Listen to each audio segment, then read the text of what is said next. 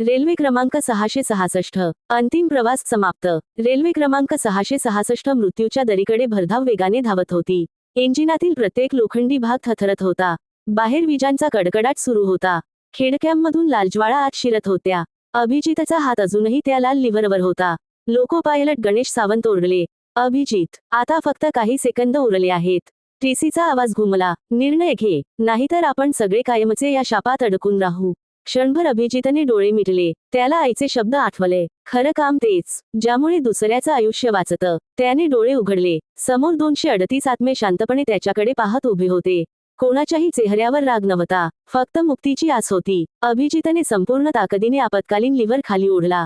खडाक, क्षणात इंजिन आणि डबे वेगळे झाले। भयंकर स्फोट झाला। काळ्या धुराची सावली प्रचंड किंचाळली। नाही, संपूर्ण रेल्वे हादरली। इंजिन दरीच्या दिशेने वेगाने कोसळू लागलं। शापाचा अंत। काळी सावली आता आधीपेक्षा अधिक भयानक दिसत होती। तिच्या शरीरातून हजारो काळे धुराचे तुकडे बाहेर पडत होते। ती अभिजितवर झेपावली, पण त्याच क्षणी गणेश सावंत, टीसी आणि सर्व 238 आत्मे एकत्र पुढे आले। सर्वांनी एकाच वेळी हात पुढे केले। त्यांच्या शरीरातून तेजस्वी प्रकाश बाहेर पडू लागला। तो प्रकाश सावलीभोवती पसरला। सावली वेदनेने ओरडू लागली, मी तुमच्या पापातून जन्मलो आहे। गणेश सावंत शांतपणे म्हणाले, आणि आज सत्यामुळे तुझा अंत होणार आहे। क्षणात काळी सावली तुकडे तुकडे झाली। ती राख बनून वाऱ्यात विरून गेली। त्या क्षणी पहिल्यांदाच रेल्वे क्रमांक 666 मध्ये शांतता पसरली। विक्रम राणेचा शेवट। विक्रम राणे जमिनीवर कोसळला। त्याच्या डोळ्यांत अश्रू होते। मी आयुष्यभर पळत राहिलो, पण माझ्या पापापासून कधीच पळू शकलो नाही। त्याने अभिजितच्या हातात एक छोटी धातूची पेटी दिली। या त्या रात्रीचे सर्व पुरावे आहेत। हे जगासमोर आण, माझ्यासारखं लोभी पुन्हा जन्माला येऊ नये। हे बोलून विक्रमने शेवटचा श्वास घेतला। त्याच्या चेहऱ्यावर अनेक वर्षांनी प्रथमच शांतता दिसत होती। आत्म्यांची मुक्ती। डब्यातील प्रत्येक आत्म्याच्या शरीरातून पांढरा प्रकाश बाहेर पडू लागला।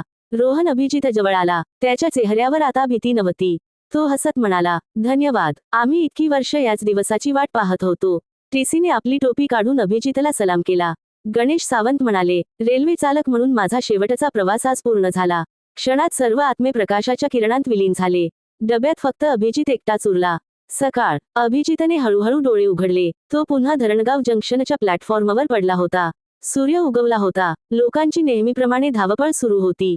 गोविंदराव धावत त्याच्या जवळ आले, तू जिवंत आहेस। अभिजित काही बोलला नाही। त्याने आपल्या खिशात हात घातला। त्यात ती धातूची पेटी होती।